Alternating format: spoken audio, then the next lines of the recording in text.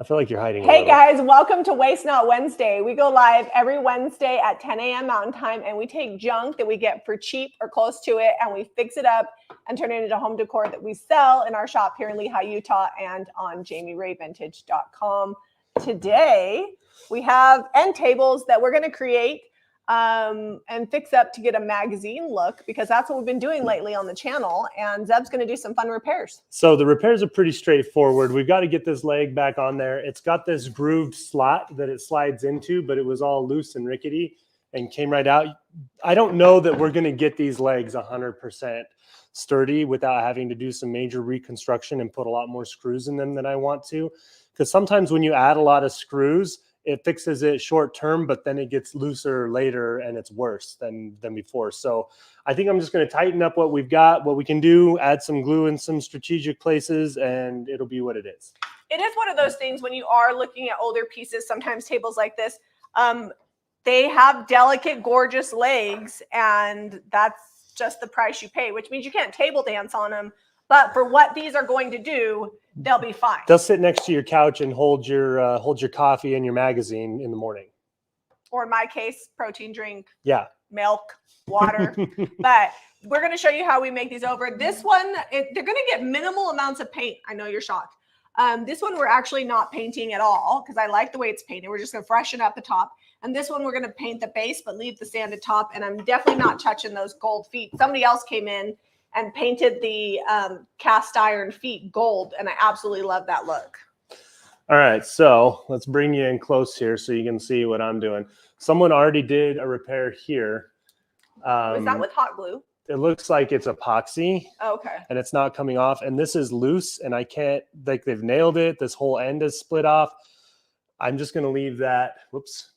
I'm just going to leave that like it is. And you can see it's got some wobble. I'm going to try to put a screw down in here where it's thicker on the top, because these legs have already, I can only put so many screws in this piece. Yeah, somebody already has a screw here. And then down here, you can see the slot I was telling you about. And we're just going to put some glue in there real quick. And then we will put that back in. And I buy my glue in the gallon because it's literally so much cheaper. But I can't find my squeezy bottle to save my life, and the delivery of said squeezy bottle has not arrived yet. So we're going in with popsicle stick. Where's my bottle that I gave you that I got from the store? I looked and looked for it this morning for like 20 minutes. My grocery store condiment bottle was going strong for a while. Yep. So what we're going to wind up, this table is going to wind up getting a white painted base and then a dark and decrepit top. And if we can remember, I will show you some of the finished projects from yesterday's random thrift haul paint-a-palooza, because they turned out pretty cute. I've been using a lot of the French millinery, and it's such a fun decor color that I want to show you guys what I did. And we decoupage like crazy, and some of the stuff came out cuter than I expected. So we'll show that here in a little bit. And of course, I left my longer screws in the garage. Yay me. Do you want me to? So I'm going to come up here, and so I don't actually have too much that I'm doing to this table. We're going to let that glue sit for a minute, and then I'll go get screws. Can I start painting, or do we need to wait? What are you painting? You're not painting the top at all, right? No, I'm just painting this. I would just leave it upside down then. Yeah, you can paint all those. I'm going to paint this little ledge. The only place I'm putting screws is I might do something from the side down in here, just strategic screw there. And then I've got a screw up in the tops here. I'll go grab those screws right now if you're going to start painting. Yep. So in true Waste Not Wednesday fashion, I have a little of this and a little of that I need to finish up. And I'm going to start with DIY's White Swan as a base coat. And when that dries, for my second coat, I'm going to use white linen. This is going to do a couple of things. The base coat is going to really cover well because the DIY clay-based paint is super thick. And then when I put my second coat on with this, it'll finish it off. Plus, it has a built-in top coat. So I'm hoping that I can get away with just 2 coats. I might have to do a touch-up in a few areas for that third coat, but we'll see how that goes. And the top has already been sanded. It was that way at the thrift store when we bought it. This table was $15, which is a tremendous deal. I mean, I'd pay more than that just for the feet. And then this table was $10. So they were next to nothing. And I've been looking, I'm going to show you the magazine here in a little bit once Deb gets back. But Debbie gave me this magazine for Christmas, Debbie from Debbie's Design Diary. It's Country Living Vintage Home, and it's the UK edition, which the British edition is. I love England. So if you're in the UK, it's £12.99, and in the States you can pick this up for $24.99. I think she bought it at Anthropology, but I bet you could probably order it online too. So I'll show you my inspiration for these tables. Are you gonna go show them close? I guess I can. Harrington's calling me. He clearly doesn't know I'm live. That's okay. So this is in a shop in Manchester. The store is Tagapanthus Interiors. It's in, it's in Hillgate, Stockport. So if you're in the UK, you can find this, or if you visit the UK, you can find their store. And look at that table. See, it's got like the darker legs, which I'm actually not going to change the feet on this. I'm going to leave them gold, but I want to do the white and then the dark top. And I'm going to try to recreate that look. So that's my magazine inspiration for today. And then when I go to the shop, I'm thinking I'll put a bunch of glassware on it. I have a bunch of candlesticks. And so I can get that look right there. I wish I had those chandeliers at the shop, but I don't. I just have one, and it's in the entryway. On the other table, I don't have an exact inspiration, but I've been seeing a lot of darker bottoms with stained tops, and we're going to show you how we're going to refresh that top here in a little bit. So I'll turn the time over to Zeb. All right, we're back. We're back at it here. Not much happening on my end. I'm just going to put a screw in here, and I can't really I don't have the squeezy bottle, so I can't angle glue down in there. So I'm just going to load up the screw itself, because it's basically like my my Loctite. I literally have like a 16th of a quart of white swan here. So I'm hoping that's enough for a good base coat. All right, so just attaching that leg, we actually got quite a bit of stability. I don't think I need to put screws in these bottom parts. That one leg being tight is helping quite a bit. This is never going to be, I might put one in this one. This one's pretty loose. Completely tight, just because of the way it's designed with those wedge designs. And it may have been when they first made it, but 100 years later, it might have shrunk a little bit. The wood has changed. Snug it was probably what happened is made back east or in the Midwest, and then they ship it out here to Utah and it dries out. So I'm only going to put one little screw right in here. Don't move it. You got to be very, very careful. And that screws down into that wedge. And now we're pretty tight on all of these. I touched your paint. He's wiggling it. I touched your paint. I'm trying not to paint the feet. Oh. It's okay. Well, the feet, look at everybody. I just want to point out someone has painted these, and look how much paint they got on that glass, like the glass ball. They didn't even care. They just went for it. Look, don't show people that because I'm not taking it off. I guess I could scrape it off with my finger. Maybe. I just want to show that you don't have to paint things perfect for them to look good. Like, that's not going to be seen on the bottom of that ball. And obviously the first person that painted these didn't care either. Can you flip that the right direction though? What? This? You paint it the right way up. You want to paint it top up? Mm-hmm. Okay, because that's all the more repair that needs. Oh, we probably should pull the tags off of them too. Are we going to sand this top? I was just going to darken decrepit it. Does it need to be sand? I think actually just maybe wipe down a little bit. Like a little scrubby do? Yeah, we've got okay, well, let me get the base painted and I'll scrub the top while the base is drying. All right, I'll move on to... We're going to get both these projects done. I got to get to it. I'm going to move on to sturdying this one up. I have a scraper. You got a scraper? Yeah. I got it. You got it? It's off. Okay. We always get asked when we wash our furniture, just like soap and water. In this case, it's mostly just dust from the garage that's on this part right here. So this one was what, $15? This one was 15. And the other one was 10? Yeah. Which seems weird because the other one's bigger. But this one has the cool feet. Yeah. I like the turned legs on the other one. They're both cool. They are both awesome tables. They will give like an antique vintage vibe, which is really, I am loving it because it's kind of the way I've always decorated. But a lot of the farmhouse designers are going to a more cottage curated look and less like Hobby Lobby aisle 15 look. And I'm loving it because that's like my favorite thing is to take older time-worn pieces and bring them into my home because I feel like it gives it more of a curated, not created look. So anyways, Deb and I were just talking the other day.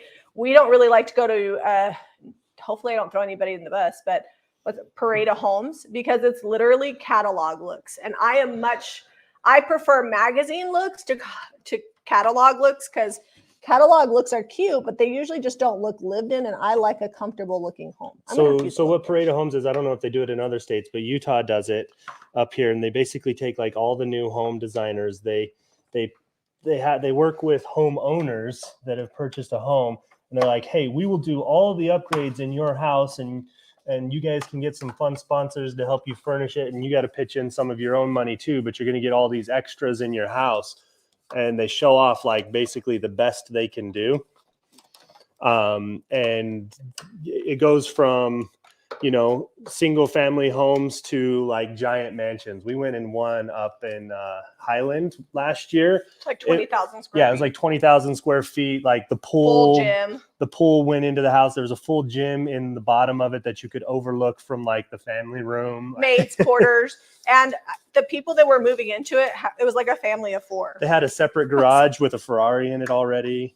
It was so funny. I was like, who's moving in? They're like a family of 4. Oh, okay. Zeb and I actually once did a Parade of Homes basement, and we literally handmade everything. Like I upholstered the couch because we couldn't afford to buy stuff. So what happened is we were one of the sponsors. Like, the gal was like, hey, I need some help. And she approached us and asked us if we wanted to do a whole basement for her. So we did that, and that tour is up on the channel. Yeah, I don't know if I have that on Facebook. Maybe we should. Maybe not. She didn't get to keep the stuff, but we got the promotion for it. Zeb built a table. I upholstered a couch. We actually put one of the coolest dressers I've ever found. It had square nails, and I spent $50 for it. Like hand and forged. We sold it literally without doing anything for $500. But if I had to do it over again, I probably wouldn't have sold it for less than $1,000 because it was super old. I actually sold it to another antique dealer. And that's how I know it was good, because she was willing to pay my price. She tried to talk me down, because that's how we do.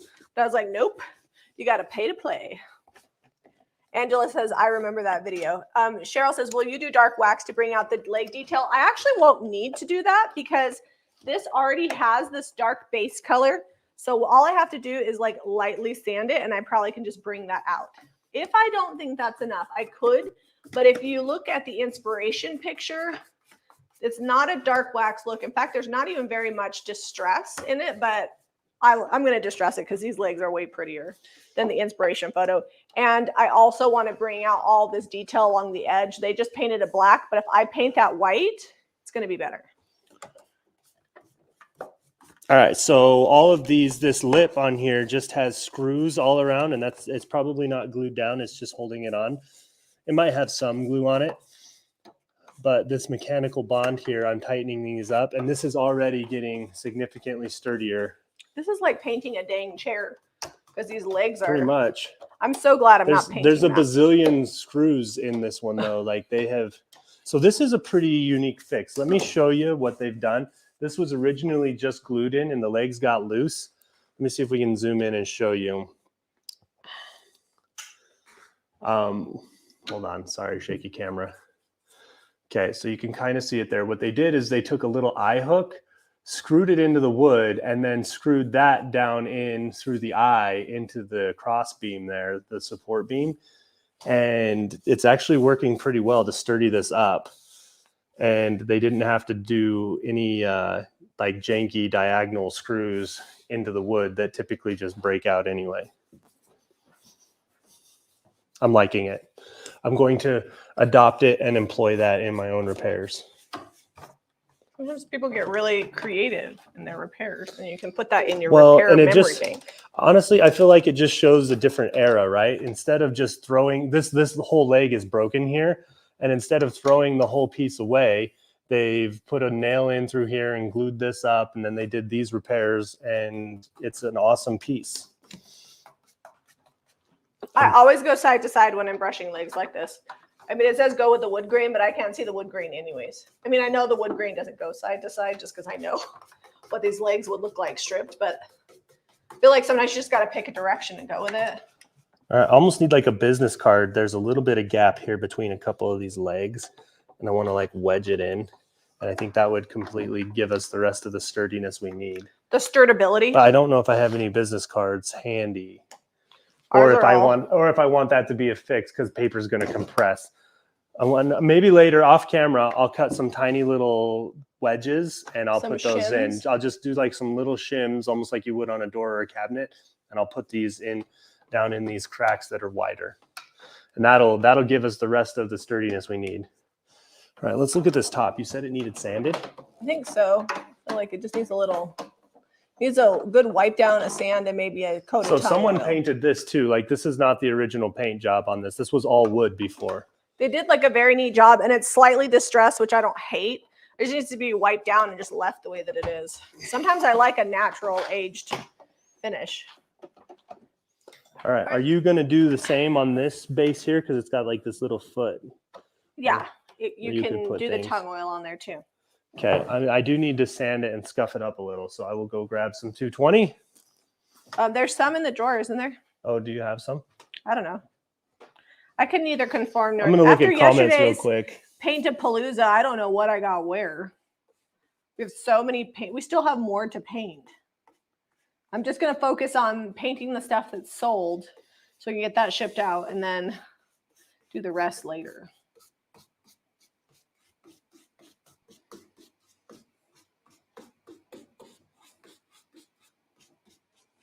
They're talking about the weather. And we have had a really wet weather. The mountains, the ski resort Harrington loves to go to, on average gets like 307 inches of snow in a season, and they're already at 327, and we've got about 3 more months because it'll snow up there until March. It's about 10,000 feet. And we don't have a lot of snow, but we have a lot. We've been raining down here. It warmed. It was real cold right before Christmas when everybody had that cold snap through the country. And now it's like warm, like getting in the high 30s and 40s during the day. And Our not poor snowing. chickens, their pin. Can you flip this so this leg is facing me? Yes. It's so soupy. We're not used to that. Luckily, we have like a ton of hay in their coop, so they have a place to like dry off. But our eggs, I thought they were poopy. Our eggs are just muddy because our chickens are muddy. I mean, there is chicken poop, that's part of it, but a lot of it's just mud. I don't know how people like deal with a constant barrage of rain and mud, like in the South. Like we don't know what to do with it here because that's not normal. We had to put a pump in our basement at the shop yesterday because the shop was not the shop, but the basement, which is mostly like box storage, was flooding. But we keep our, we have The decoupage a papers down room there, that's too. locked off to the side that is higher ground, but it's still in the basement. It has our decoupage paper. So we had to put a pump down there to keep, it was our pool pump. And we've got that going on to keep the water out of the basement. And we never have a problem with it. And neither did the other owners. Like the other owners had an outdated sump pump down there from back in the days when they used to field irrigate. That's the only time it ever filled with water. So Denise asked when I was talking about doing the wedges, would a toothpick work? It probably would. A toothpick will work. It's pretty wide. It's about 1 inch wide. So I'm just going to cut a little wedge probably on the bandsaw. Put glue on each side. And glue it in there and really hammer it in because I want that width to, but you could accomplish the same thing. Just put like 4 or 5 toothpicks in.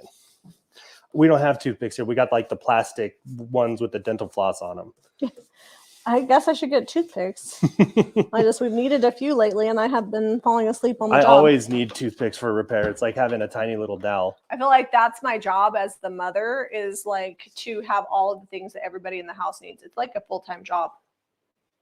So Melissa Mosier asks, can you use Haint Blue on a KitchenAid mixer?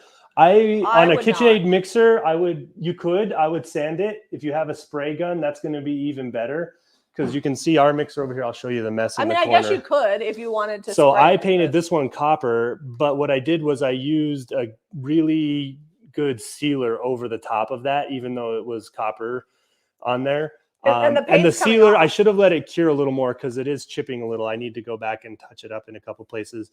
But if you do that, you could paint the Haint Blue. I would sand the mixer lightly. When I sanded that one, I just scuffed it up with some 220 grit and it went real quick. But then I would seal over the top with like an enamel, some sort of enamel, like spray enamel or something, because mixers get a ton of wiping and they get clanked and dinged by spoons and things. Well, our mixer is not just for ellipses. Like that thing is a workhorse. I use it all the time. It gets probably used at least once a day, if not 2 or 3 times a day. Yeah, I actually haven't made bread for a few days. Redrick was like, Mom, I think he made a point to tell me that the bread was moldy. Like, hey, you're falling asleep on the job here. He's like, Mom, I got to throw this bread out. It looks moldy. Yeah. So I got to make some more bread because they pretty much make all of our bread. My mom has a few brands that she buys, but for our family, I make. I got to go grab a little sanding block situation. But yeah, you could paint it with it, but just know you need to sand the metal first because it's super high use, and then seal over the top. Every time we try to eat out, it's like either $4 million because Zeb has such a special diet, or we just can't find anywhere to eat out. I think I got everywhere. I got to look around the front on this one. So we just eat at home. It's just easier that way. Oh yeah, I missed a bunch of spots here and I got paint dripping. There's probably people yelling at their computer screen. You missed a spot. Sorry, you're probably just getting my messy bun.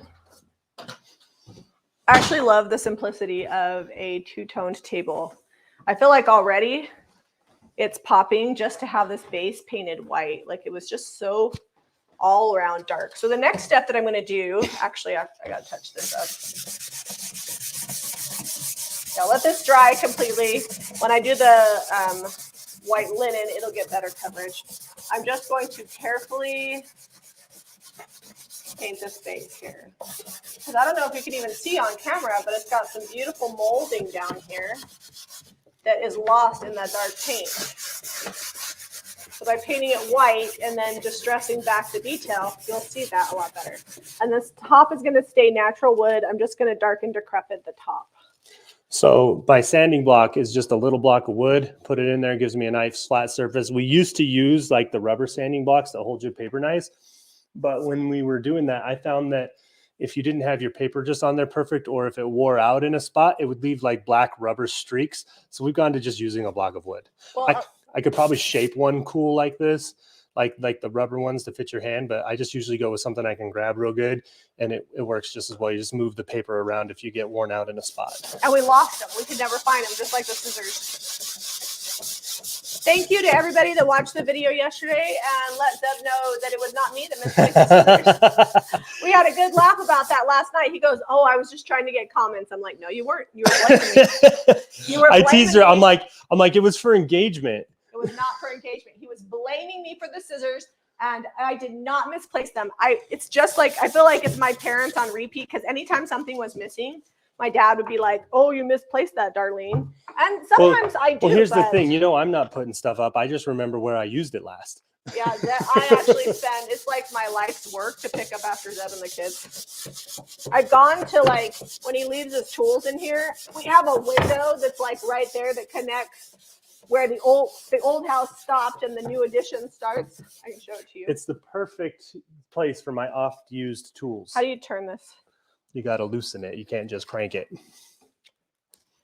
Show them that. So this window has a really deep window seal. That's our mud room on the other side of it. And that's where I place all of Zeb's tools. And at the end of the day, I remind him to please put them up.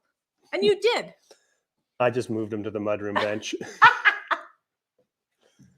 I'm like, I'm going to need those again in like a day. It's like the official tool spot, though. Uh-oh. Occasionally, I put stuff there that I'm working on for the shop that just needs to be fixed, or like has one little thing left that needs to be done, because it bugs me to have stuff in that window. So I know if I put it there, I'll actually get it fixed. Do you guys have any spots in your house where you put stuff like waiting for your attention? Park City, Harrington's been working up there the last week or so. They've got like 7 feet of snow on the ground up in Park City, Sherry. That's a lot. And it's like dry, powdery snow, and the storms like pick up the moisture from the Great Salt Lake that's over there by Salt Lake, and they dump it on the mountains. And like when they say the greatest snow on earth, they're not kidding. It's because like the salt makes it it's different. like pretty soft and dry. And so far this year, I think we've had like 20 powder days, and they count a powder day as over 12 inches of new snowfall. I just like the sun to please come out on a fairly consistent basis. But yeah, Harrington sent me a picture there was a SUV in front of him, and they literally had like 5 feet of snow on the top of the SUV driving down the road. Try not to drag these legs. This table is actually ridiculously heavy. Whoever sanded this top to strip it really went to town in a few spots. I'm glad nobody can blame that on me because I did not sand the top. So are these going to be available for shipping? Because I think we probably just have to get James by the time. Yeah, we couldn't box these, but yeah, we can. We can abate. We could ship them. I think we could probably box this one. If we have to use James, who's our shipper. This one's a little large. It's probably on the edge of what UPS will actually pick up. So that would probably cost like $400 to ship. Yeah. And this is probably like $250. That's the thing. They're small tables. I don't know that it's worth it to ship them. I don't know. They're pretty great. They are antique and cool, one of a kind. That's the cool thing about them. You can't really find them anywhere else.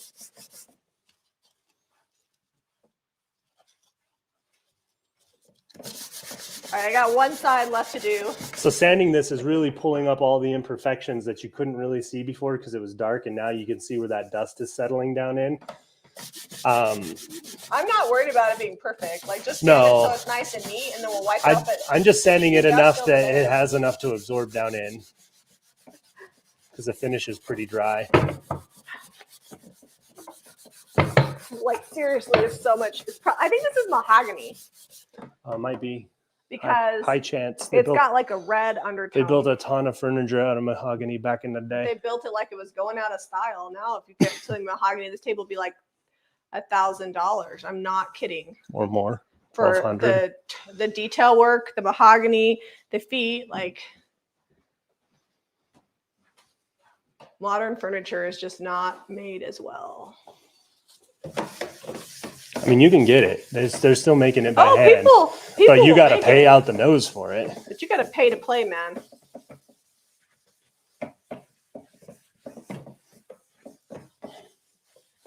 Ironically, what I found in like England and France is that the antique furniture itself really is not very expensive over there. Not like it is here. No, we often reminisce. We're like, man, if we had like an Airbnb over here or something, we would have it so decked out. Unless you go to like a boutique shop, then it's more expensive. But we found the best pieces. I'm like, dang, if I lived here, my house would be so cute.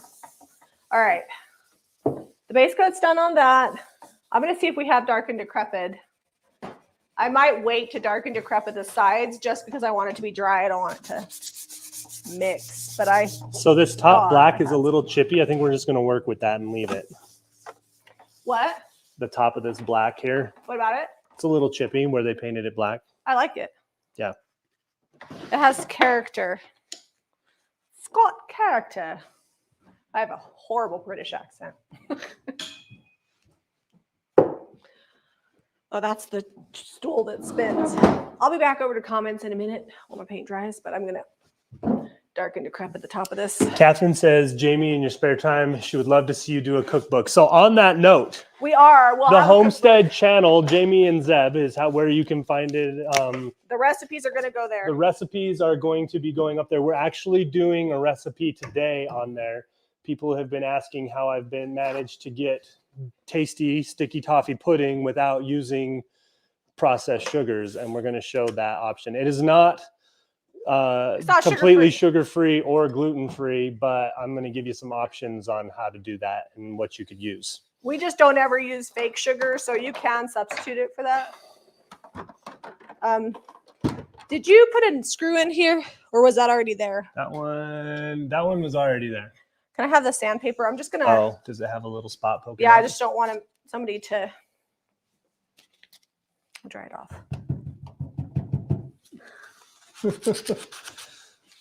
So yes, we're going to put the recipes up on the website too, so you guys can find them. There'll be a special blog on the website just for recipes, and like any of the, you can also find like all the stuff we use that we have here in the shop, like our dish towels and measuring cups and all the fun stuff we have. But anyways, we are hoping by the end of the year, if we do enough recipes, to do a recipe book.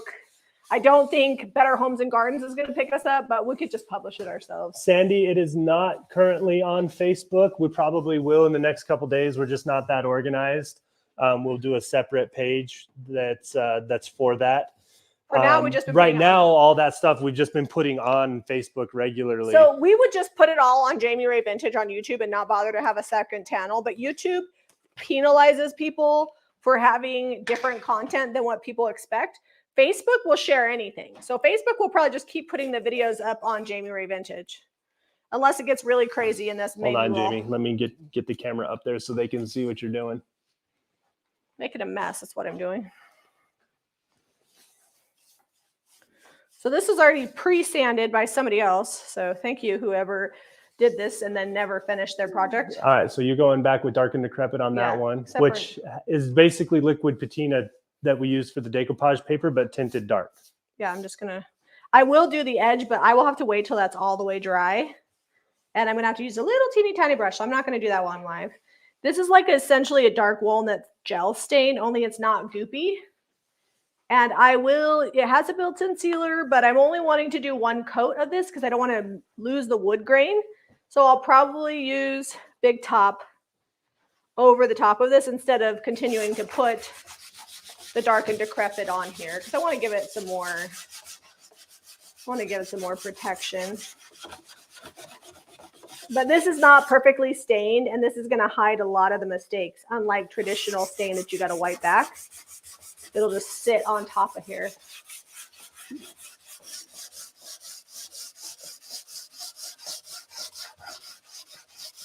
Linda, I don't know if it's illegal to do that here in Utah. I imagine it probably is not. So, like they'd probably get pulled over if an officer saw them. I don't know what the legality is. What are you talking about? The snow on top of the roof, I wonder if I could find that picture. I'll show you guys. It's illegal to have snow on top of your roof? And she's in Ontario. Oh, Canada? Yeah. Canada definitely has more rules than Utah. Canada, Australia, we're not as heavily restricted. Is it because it's like dangerous to have it? Yeah, it can fly off your roof. Here it would be illegal if it caused like a problem, right? Like they're not going to pull you over for it, but if you caused a problem, then you would be liable. Okay, maybe it's not 5 feet. It looks more like 3.5. But in Canada, it's probably more of a problem because they get Here, a lot I'll cover of their snow. license plate so you can't see it. We don't need anybody chasing them down. But can you see? Oh, can you see how much snow's on there? I don't know if the camera focused. It's way high. I can't look and see. All right, so I'm just gonna make sure my strokes. But that's the mountains. We're down here in the valley. Like Park City is probably about 9,000 feet, and we are at fun like 4,600 feet in elevation here. So we stay warmer in the valley. Thank goodness, because I'm not a fan of the cold. It's not a secret that Jamie no likey. Just gonna make sure I don't have any drips, and then I will come do those edges later. This is not my best. Like, Zeb, can you help me, please? Okay, or don't. I'll do it. Kathy Bowerman says so many rules here in Canada. I didn't mean that to be offensive. I just hear things sometimes and I'm like, that's a rule? So Caitlin says if you drive with it on your roof and it hits someone else's vehicle, that's against the law in Utah. So there you go. They're like, be smart, right? And if you cause a problem, you're going to pay. In America, there's less rules, but if you cause an issue, people are like happy to sue you, which I don't really feel like is a thing in other countries. Like there were things we saw in the UK because some of these buildings were so old. I'm like, oh my gosh, that would be a huge liability in the US. And over there, it's like part of everyday life. All right, so there's the top of that. Let me see if I can get you a view here. And then I'm going to drop this one back down. I think I'm pretty much done sanding that and show you what the oil does. Yeah, I'm going to let mine dry for a bit. I might heat gun it. But... Oh, Siri. Oh, Siri. She's looking up like olive oil for me since I said oil.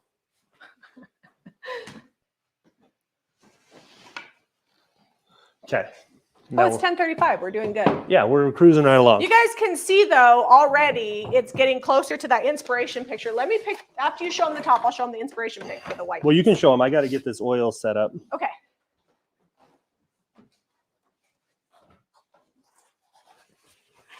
So if you're just tuning in, this piece right here, this white piece with the dark top and the dark legs, that's my inspiration piece. And I'm going to try to mimic the design in the shop, I'll put a bunch of glassware on it. This is a store that's in Manchester area. It's Agapanthus Interiors in Hillgate, Stockport.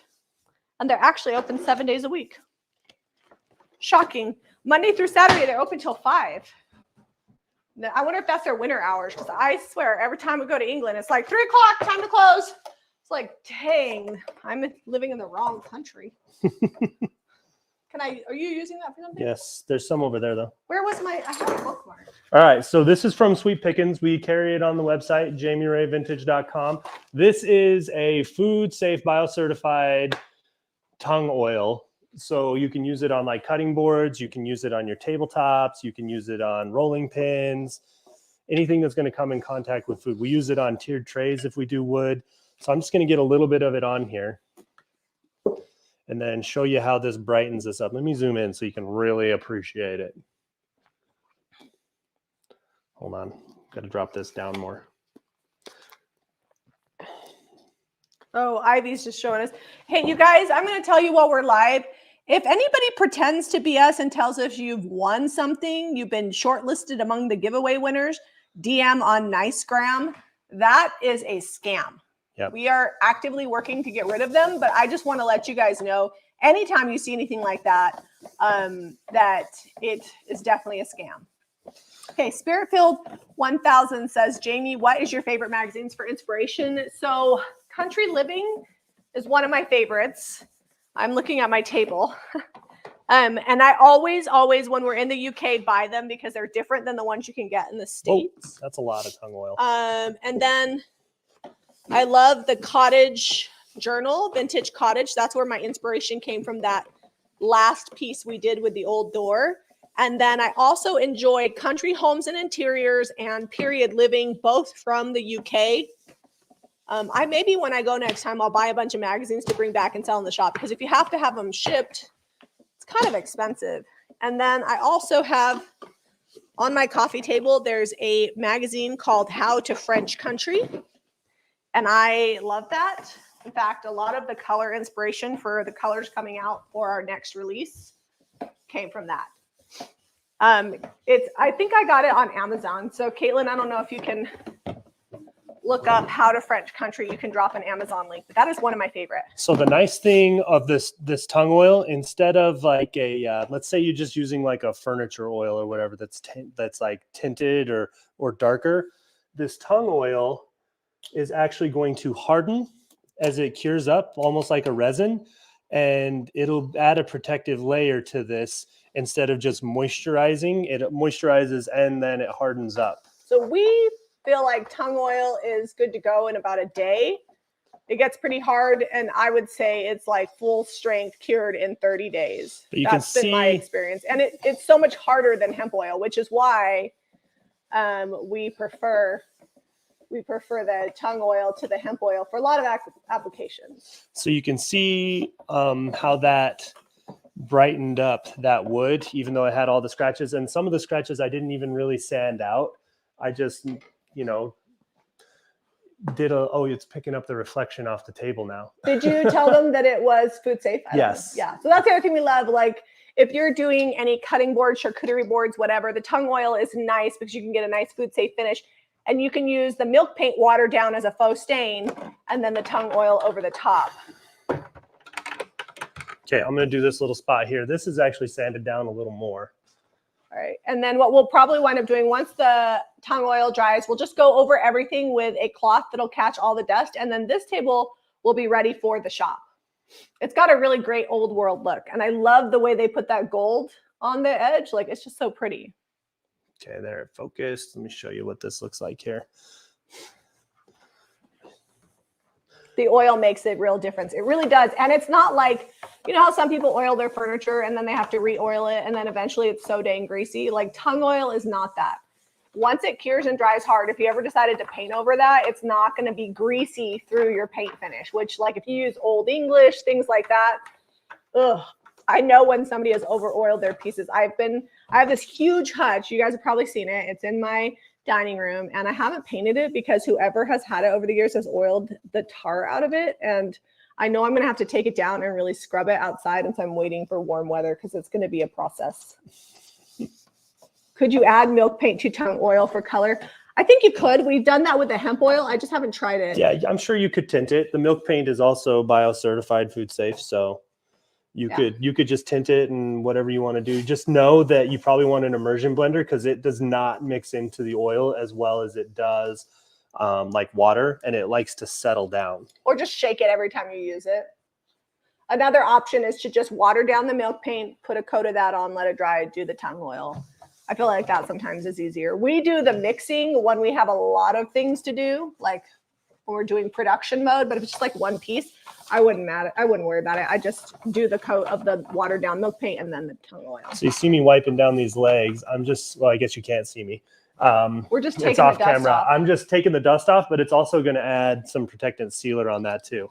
Like, It's making it look brand new. Let me show you this gold here. Look how pretty that is. This will brighten up as well from the tongue oil. You can use it as a sealer over paint. It's designed to go over milk paint, but it works over DIY paint. Just know that anything liquidy like this can pick up like some of the pigment on DIY. Yeah, I believe Kaylin can answer that question, but I think we carry small sizes of tongue oil up to a gallon. The gallon is pretty spendy, but like honestly, you don't need that much because it's so thin and it goes a long way. I think the gallon is designed to do several hundred square feet. Like if you were doing a floor, because you like can when do we did tongue our- oil on wood flooring too. Yeah. It's really popular to do on wood floors. Yeah, you could definitely use it on top of like old dry leather too. I think it would really, you know how they have like those leather inserts in tables? Yeah.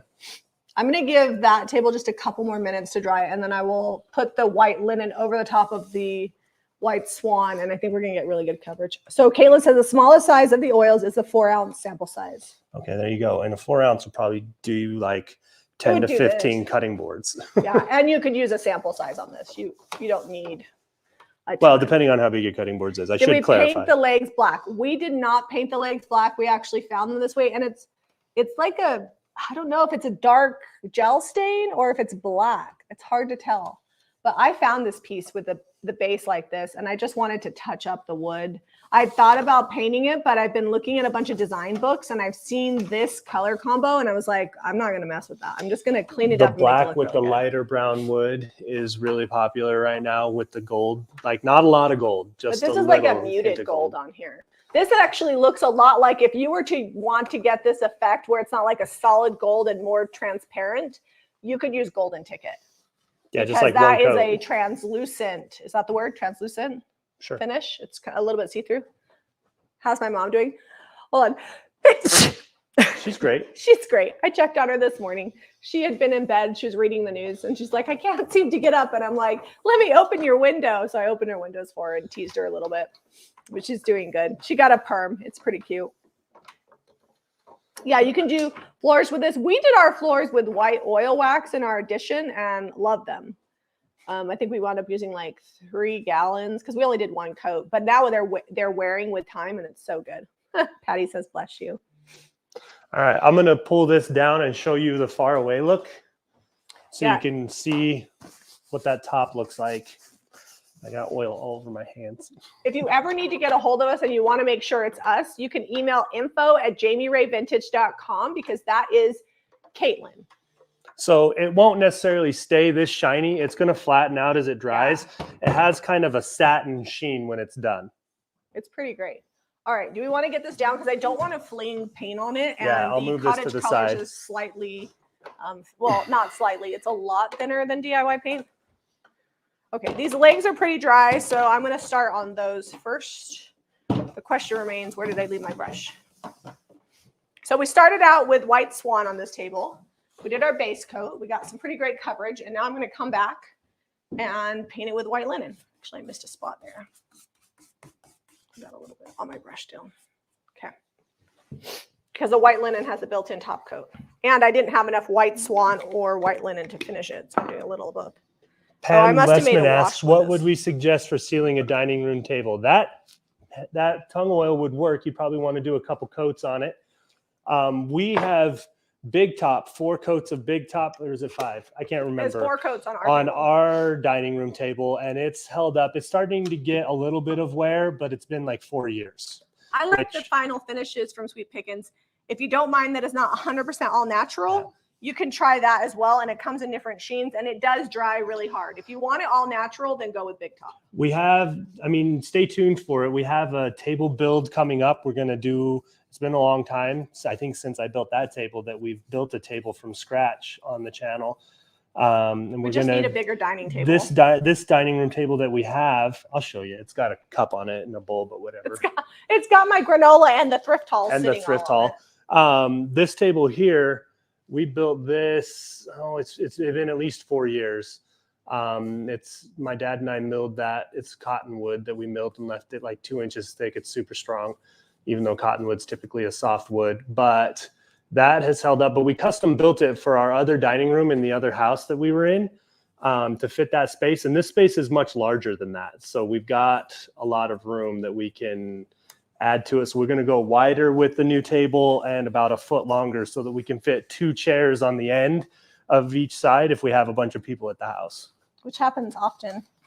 Our family is going to grow eventually, and we also have people over. So this is actually working famously. The white linen cottage color has a built-in sealer, but it also is a little bit thinner. So like, see how the DIY paint didn't really get down into those cracks? I'm using the exact same brush, and the cottage color is getting into the cracks, and we're getting almost full coverage with only having to use Harrington.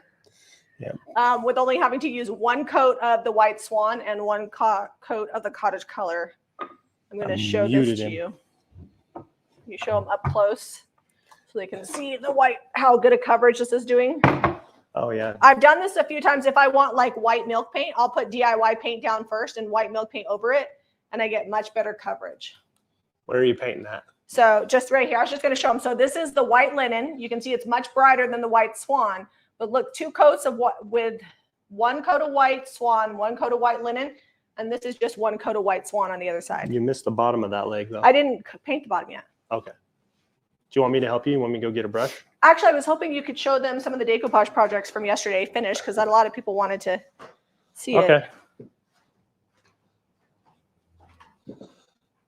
And I will just keep painting. This is going to take me a little bit to get the whole thing. When this is all done and dry, I'll come back and make sure I absolutely don't have any spots that need touch up. But I think we're going to get really great coverage here.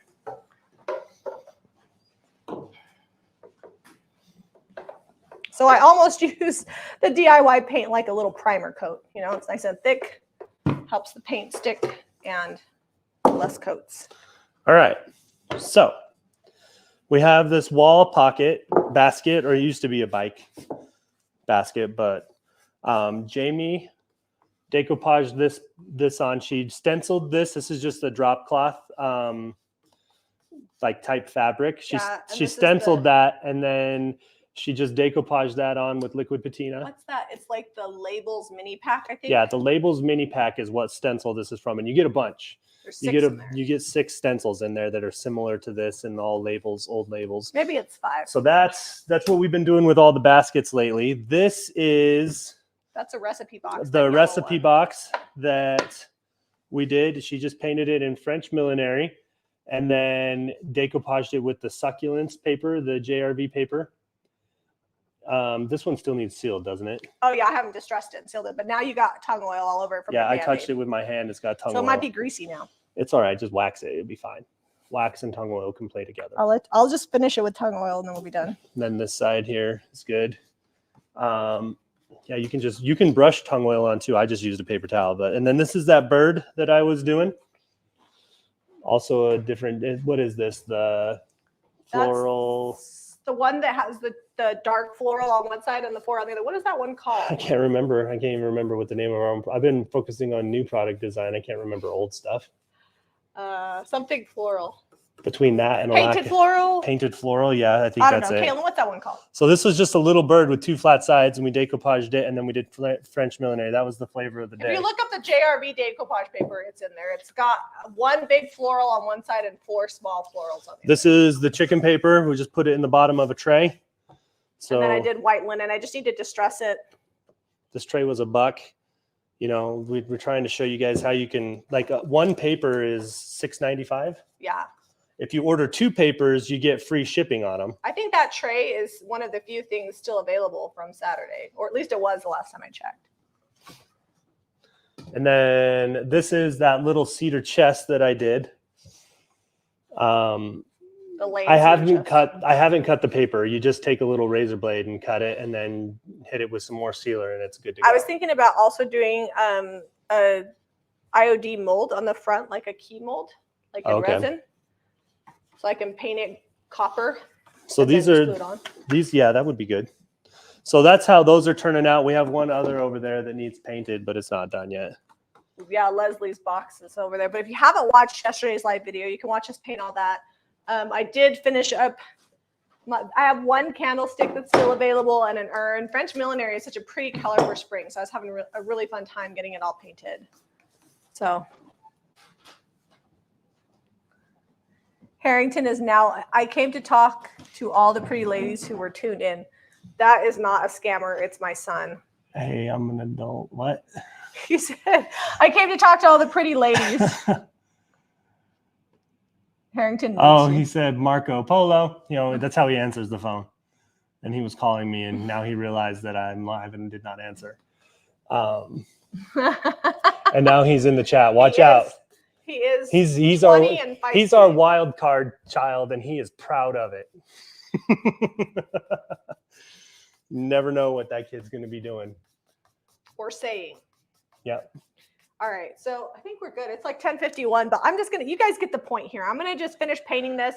I'm gonna lightly distress it to bring out all this detail. I'll put more dark and decrepit on the edge, and then this is gonna look very similar to my inspiration piece. And then this is just gonna dry and get put in the shop, which is great because we've been selling a ton of tables and we need more in the shop. So I'm super excited to get these. If you need the products we used today, we used hemp oil, dark and decrepit, white swan, and white linen. I will not have to seal this base coat after I distress it because the white linen has a built-in base coat. And if you like this video, be sure to give it a thumbs up and subscribe to Jamie Ray Vintage for more DIY. And apparently Harrington coming on here. That's Harrington says, Barbara called him the cat whisperer. True story. He is. He's the cat whisperer. All right. Love you guys. Have a fabulous Wednesday. We will do a shop tour probably tomorrow morning at 9 a.m. our time, 9:30. It's not as set in stone. And then we'll see you Saturday for the thrift haul and maybe an edited video on Friday. So watch out for the sticky toffee pudding recipe. It's going to be good. Yeah. On the Jamie and Zeb channel, we'll get that up. Bye, guys. Love you.